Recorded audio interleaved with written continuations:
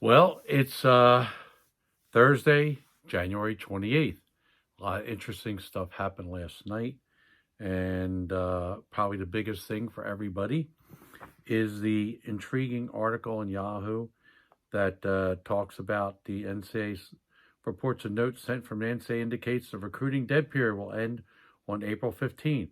A quiet period will go into effect April 16 through June 30th, depending on medical guidance. That means that the coaches will be able to communicate. Division One Council will have an action item in March on whether coaches will be able to go out recruiting in July. We're going to talk about that after this, and maybe just save that for a separate episode because we got time. That's obviously the biggest month annually for basketball recruiting. They'll discuss this in February. That's why we said we have some time. Here's the feel that the NCAA is giving, quote, a consistent, gradual approach to ending the temporary recruiting dead period would be ideal, and that such an approach would be driven by medical guidance. We'll go into that too, said Sports Illustrated's Dellinger. In addition, coaches are preparing to begin initiating Zoom phone calls with high school juniors 22 class starting February 1st. Division One Council is expected to approve a recommendation by oversight to allow coaches this action in a sort of blanket waiver. Huge. And I'll probably cover that in another, what the ramifications are, what that means, etc., and what that talks about in terms of they're going to be able to do Zoom calls to the juniors. They should have been doing that all along. But they didn't want to do that because during their season, after taking budget cuts and salary cuts, etc., it would have been a burden. But what were they doing the entire time? Well, you could say they were working, but quietly, a lot of schools didn't have their coaches working.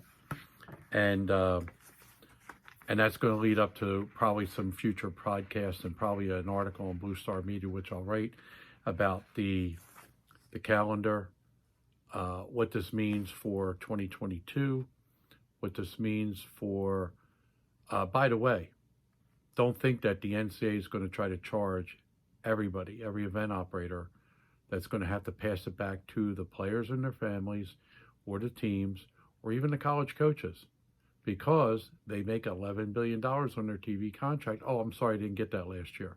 Oh, they may not get all that this year. But if they have that much money, where's it going? So, if they have that, why are they charging? Why are they charging for the clearinghouse? So, but that's a separate episode.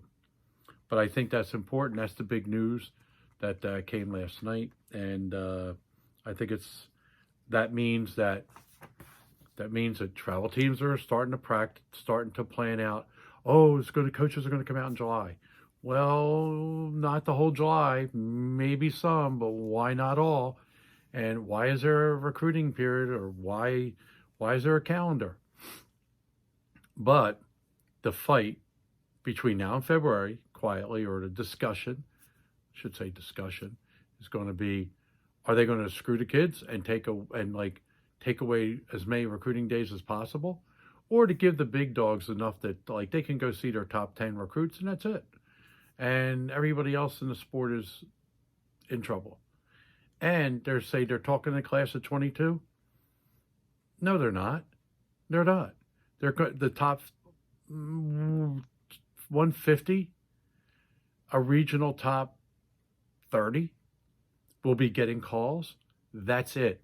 Why? Because the 22 class is going to have to wait for the college coaches to figure out if they're taking transfers, which I'm going to tell you right now, I'm hearing so many star players and people who are playing on different college teams from the mid-level to the top are all looking for the door since they got an extra year. This is a thank you, I'm out of here. I'm going to transfer and get 4 more years, 3 more years, even 2. I mean, it's crazy. If you're a junior in college, you're getting 2 more years. It's a godsend without sitting out. So, probably have to devote a real in-depth podcast for that. And it won't be about news, it'll just be about that. Unless somebody tries to outwit me or beat me or something to that one. A lot of people will start discussing that, but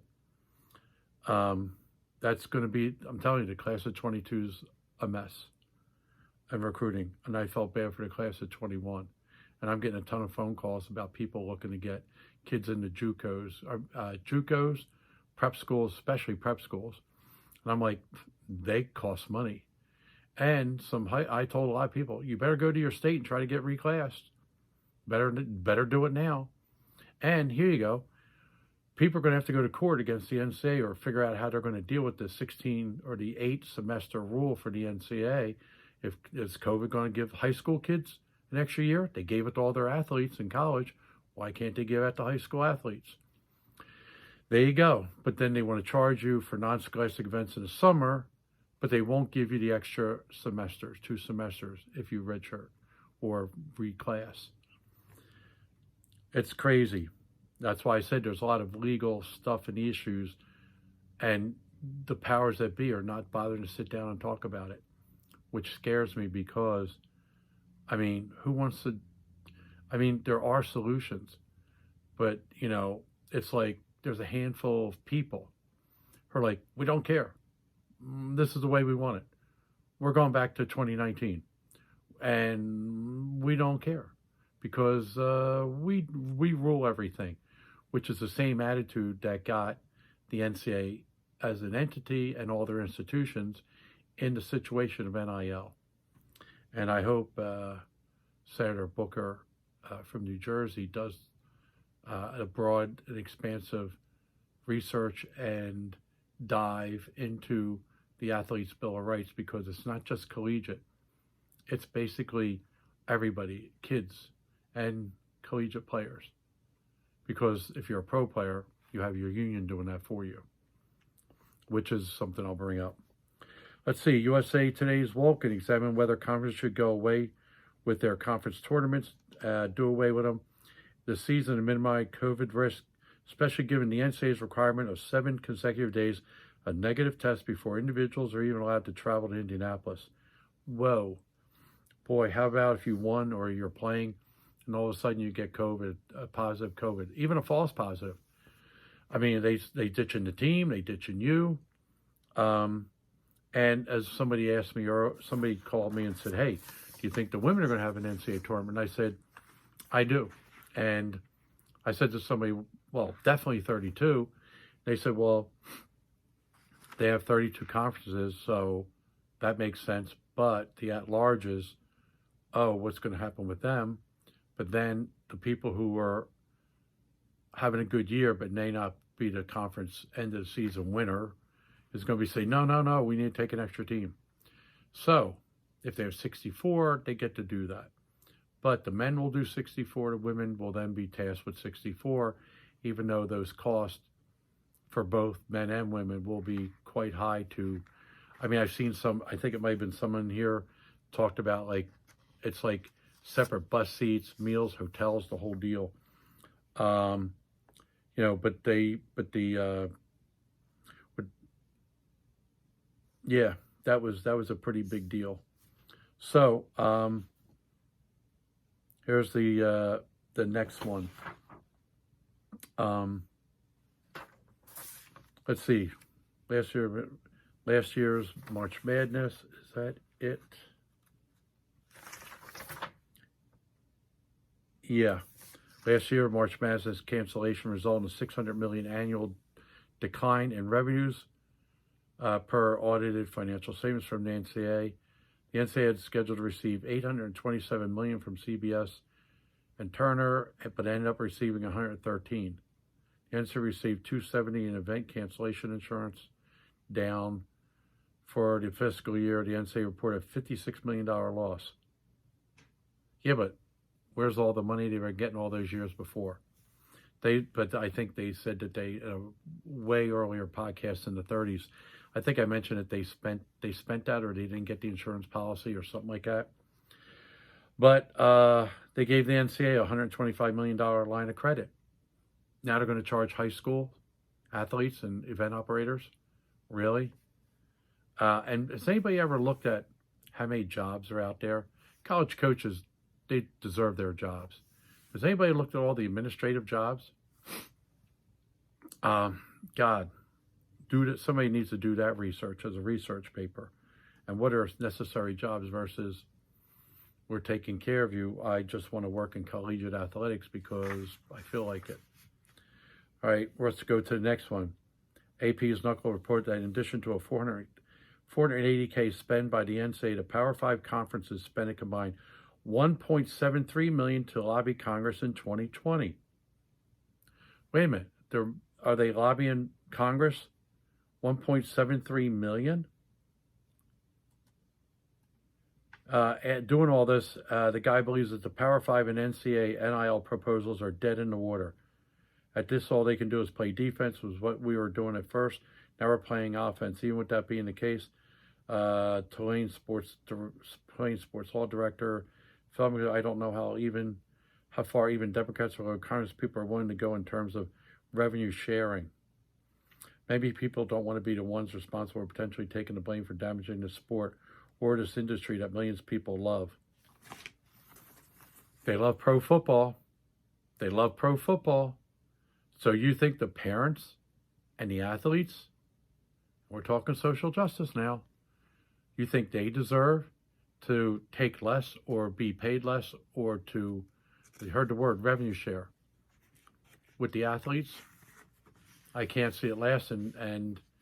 Or is big money, powerful money, going to try to outweigh the politicians because they all need money to run for office? They get paid. And we all know grease makes the wheel turn, and that's money. So politicians to look the other way, maybe if they get enough donations, corporate, hey, who knows?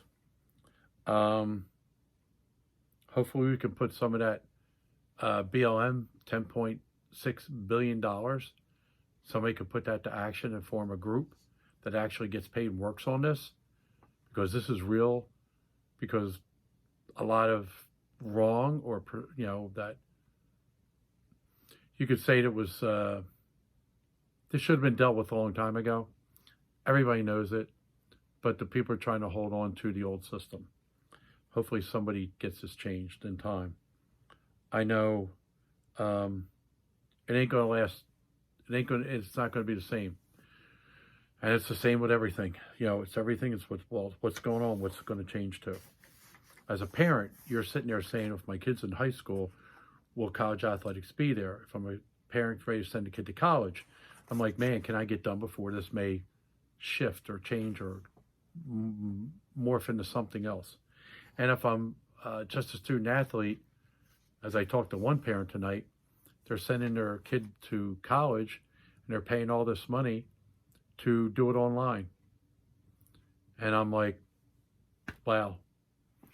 So, what's happening is the college, hey, let's go have fun, we used to see on TV.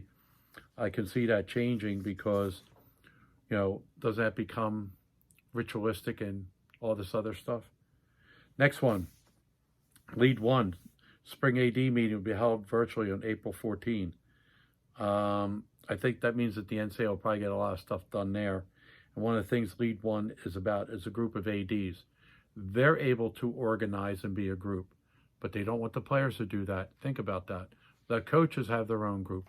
The bowls have their own group. And the football powers have their own group. The only people that don't have a group are the collegiate athletes. But they're having their meeting, and this year a lot of ADs have retired or given it up, or they're like, yo, I'm out of here. Even the Big 12 commissioners out, and you'll see a lot of that over the coming weeks. Okay, NCAA VP Basketball Gavitt, VP of Basketball Dave Gavitt Jr. discusses the potential of a bubble for the NCAA tournament. We're going to provide an incredible amount of testing necessary to make sure that everybody's health is fine. Then Athletics Hour back examine the future of the bowl system for football. They talked to Big 12 Commissioner Bowsley. he's probably one of the most powerful commissioners out in sports today. So, but the Big 12 has a lot to say, and he's a pretty smart guy. There's no question that there's a lot of stress on the bowl system, and there are many bowls that are struggling. The top end of the bowl environment is very strong. Part of that is because of New Year's 6. The tier below is pretty strong as well, but there are some having trouble making expense payments to teams. Expense payments to teams. How about some of the schools that have to pay like $50,000 to $100,000? Well, let's say $50,000 to $100,000 to take everybody on campus, everybody to go to a bowl. So that means they got to pay all that travel and all that, and they just get into the bowl, and they sell their fans, and they have to sell an X amount of tickets. And that's true, because I heard about that before, that athletic department's like, why are we spending all this money? One Power 5 AD notes this: there's a microcosm for all college sports right now. It's a tradition. We've always done it that way. And how are we going to evolve? So they're going to try to tell people to, work around the traditional bowls. That's why I said football may go its own way. Here we go. Part tier of Athletics Virtrust NIL Q&A with the CCHA Collegiate Sports Law Practice delves into the NCAA's delayed vote on proposals involving collegiate congressional interest, as well as educating student athletes on professional services and NIL's impact on high school athletes. Of note, perhaps more critically, the timing and the willingness to get involved in this issue during Biden's first 100 days is uncertain, and with at least one state law going into effect as soon as July 1 in Florida, the NCAA will need to act sooner rather than later. Also relevant to the timing is the upcoming Supreme Court oral arguments in the Alston case in March. We think it's unlikely we see any NIL legislation passed before that argument. Well, you could dig that up and go look at that story.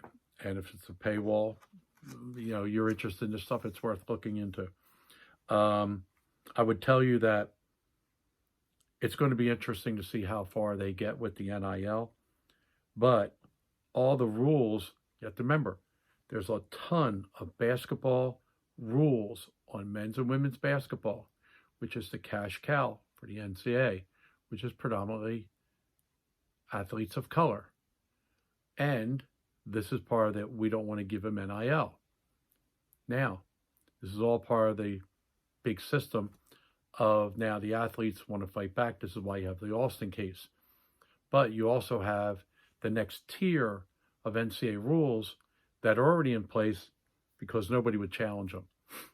And it would never be challenged until there's a groundswell. And that's why the athletes and parents and players are going to have to get active about that. And I guess over the next 2 months, we'll probably dive a little more deeper into some of that for you. Let's see. Another reason that's going to be intriguing about the football and the conferences and the money is that the WWE Pres and CRO Khan served as CAA, did the media deals. He talked about the SEC and the other football conferences. They're tier 1. The upper tier are going to continue to succeed tremendously. The lower tier of sports rights will also succeed at that level because people need content. The middle tier is who should be concerned. That means the non-Power 5 schools and some of the other schools, because once the TV rights start to get fixed for like the NFL and the NHL, etc., the value of collegiate stuff's going to occur. Another one is, this goes back what I said earlier. President Biden has appointed an NLRB, National Labor Relations Board, Chicago Regional Director, or as the board's acting general counsel.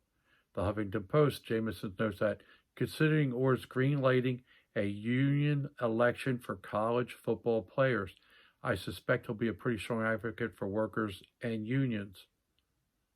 The writer wrote, this is interesting. I've always believed that if the union push came now, the NLRB would rule differently. Intriguing. So that's a lot of stuff that's going on, a lot to digest. I wanted to keep us under 20 minutes so you guys can listen to this, and I'll go into some other stuff tomorrow. I appreciate everybody who comes in and listens. Subscribe at the bottom, hit the bell so you know when I do these things. You don't have to wait for me to post it on Twitter, which I will in the morning. And so, you know, and you'll see it later sometime on your tweet line. And then please come to YouTube. And like I said, there's more of these here from 40 on. And this is number 46.